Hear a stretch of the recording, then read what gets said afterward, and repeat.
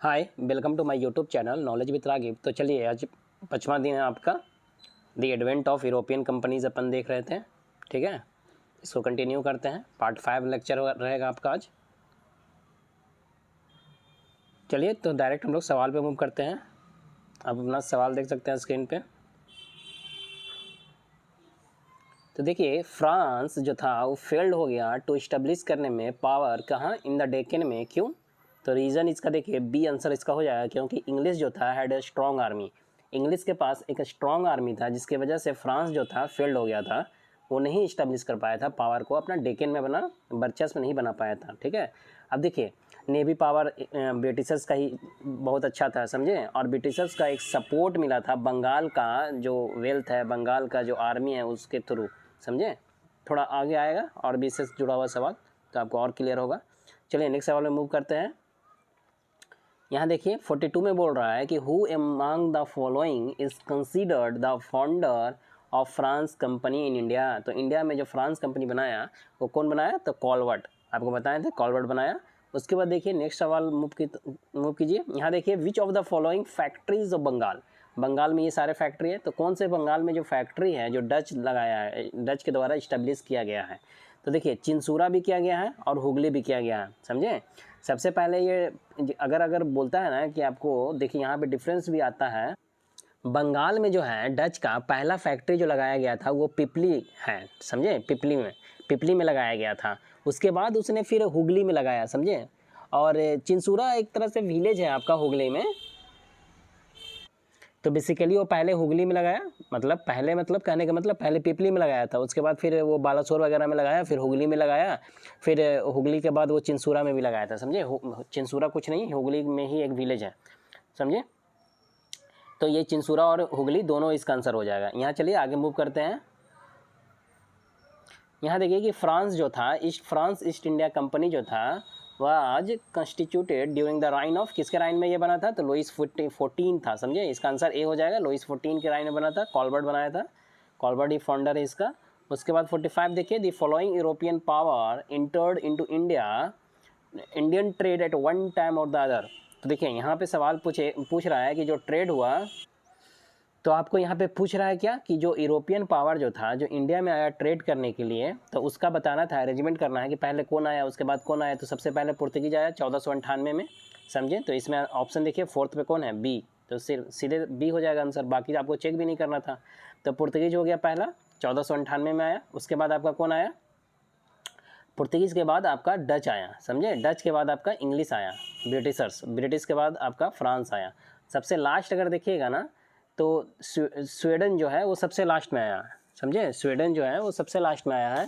आपका actually Denmark भी है जो आया था, समझे, लेकिन डेनमार्क पहले आया, फ्रांस से पहले आया डेनमार्क। तो इस तरह से ये सीरीज बनता है। इस सीरीज में आपको इस तरह से बनेगा, समझे। अगर आप ये देखिएगा कि कंपनी का आगमन और कंपनी आके स्थापना जो किया, इस्टेब्लिशमेंट, तो उसमें आगमन के तौर पे डच पहले आया है, लेकिन इस्टेब्लिशमेंट पे अगर बोलेगा तो इंग्लिश पहले किया है। कंपनी का, फैक्ट्री का नहीं बोल रहे हैं, समझने की कोशिश कीजिएगा। तो चलिए अब आगे मूव करते हैं सवाल पे। यहाँ देखिए, ये जो फैक्ट्री लगाया था, सबसे पहले कौन लगाया फैक्ट्री बताइए? डच ही लगाया था, 1605 में लगाया था ना जी। और ये 1608 या 1613 में लगाया था। 1608 में लगाया था, लेकिन अनबन हो गया था जहांगीर से, ब्रिटिशर्स, समझे। अब यहाँ देखिए, आइडेंटिफाइंग करना था the region from where European जो है गॉट बेस्ट सोरा, जिसको साल्ट पीटर बोलते हैं इंग्लिश में, एंड ओपियम। तो सबसे बेस्ट यूरोपियन को कहाँ से मिलता था? तो ये बिहार से मिलता था। उसके बाद चलिए नेक्स्ट मूव करते हैं। यहाँ देखिए सवाल, यहाँ पूछ रहा है कि who among the following Europeans was the last to come to pre independence India as a trader. तो लास्ट, ये सब में से लास्ट आने वाला कौन था? तो फ्रांस था, समझे। 1664 में ये, और कंपनी डाला 1668 में, समझे। और इससे भी और भी ऑप्शन अगर दिया हुआ रहता, मान लीजिए स्वीडन भी दिया हुआ रहता, तो स्वीडन आंसर हो जाता, समझे। स्वीडन सबसे लास्ट में आया है। उसके बाद देखिए, यहाँ स्वीडन का एक्चुअली जनरली ज़्यादा चाइना से उसका जुड़ा हुआ था, इसलिए जनरली आपको सवाल में नहीं देखने को मिलता है। यहाँ देखिए आप, during British rule which region of India was famous for production of opium. Opium को प्रोडक्शन के लिए ब्रिटिश रूल के समय, समझे, उस समय कौन फेमस था? तो बिहार था, सबसे बेस्ट क्वालिटी का यहीं से मिलता था। उसके बाद नेक्स्ट सवाल में मूव करते हैं। यहाँ देखिए, यहाँ पूछ रहा है कि मैच करना था आपको, तो पौंडीचेरी जो है, गोवा, ट्रावनकोर और ये देखिए डेंस जो है, डेंस ये कहाँ किया था, अपना फैक्ट्री कहाँ डाला था, तो टर्बेनिकोर में, जिसको तंजौर भी बोलते हैं, 1620 में। और पुर्तगीज जो है ये अपना कहाँ डाला, तो फ्रांस, देखिए फ्रांस आपका पौंडीचेरी में डाला है, समझे, फ्रांस आपका पौंडीचेरी में लगाया है। और डच जो है आपका, डच आपका कहाँ लगाया जी, डच आपका सदार्स में लगाया है।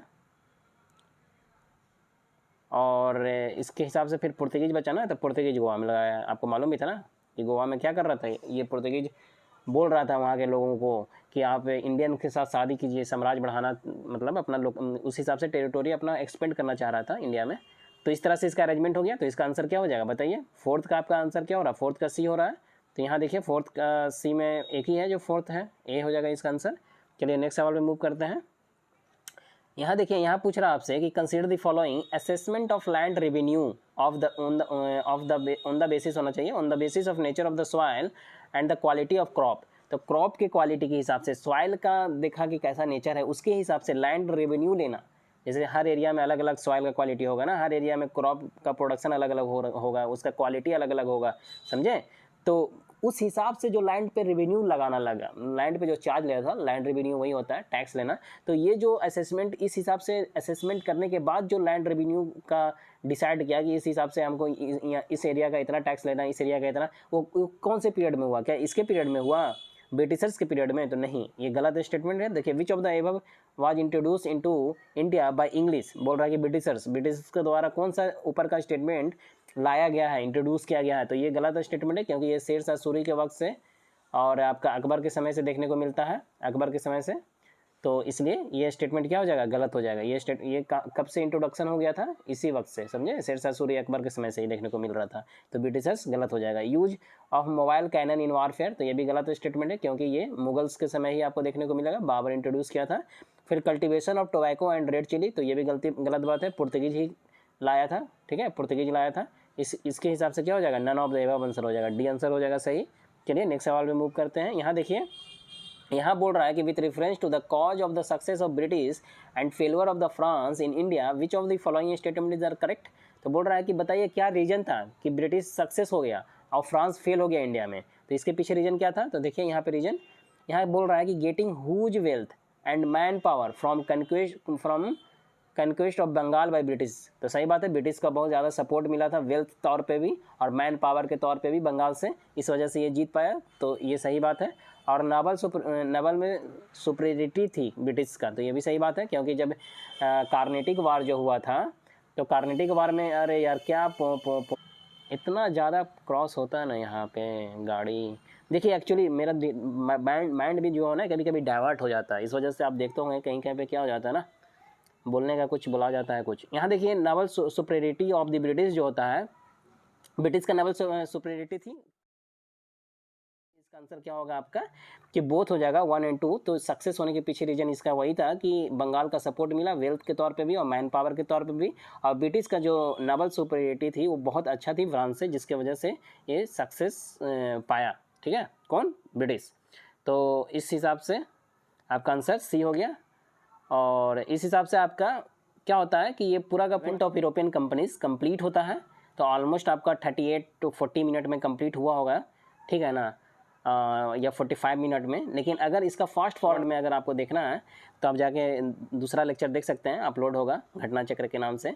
यहाँ पे सिर्फ सवाल को अच्छे से थोड़ा स्लो पेस में करवाया गया है, वहाँ पे मात्र 19 मिनट लगा होगा, 19 मिनट में पूरा आपका इस जो आपका है the advent of European companies जो है उसको कंप्लीट करवाया गया है। यहाँ पे ऑलमोस्ट आपको 40 मिनट में कंप्लीट हुआ है, लेकिन यहाँ पे आपको सवाल के तौर पे अच्छे से करवाया गया है। वहाँ पे भी फास्ट फॉरवर्ड में अच्छे से ही करवाया गया है। अगर आपका इतना माइंड है तो जाके वहाँ पे आप देख सकते हैं, ग्रास्प कर सकते हैं। इतना भी फास्ट नहीं है, थोड़ा लिटिल बिट फास्ट है। वहाँ पे एक अरेंजिंग फॉर्म में करवाए हैं, यहाँ पे क्या है ना कि हर स्लाइड के फॉर्म में करवाया गया है। होप आपको वीडियो पसंद आई हो। अगर ये वीडियो पसंद आई हो तो please like, share and subscribe. Thanks for watching.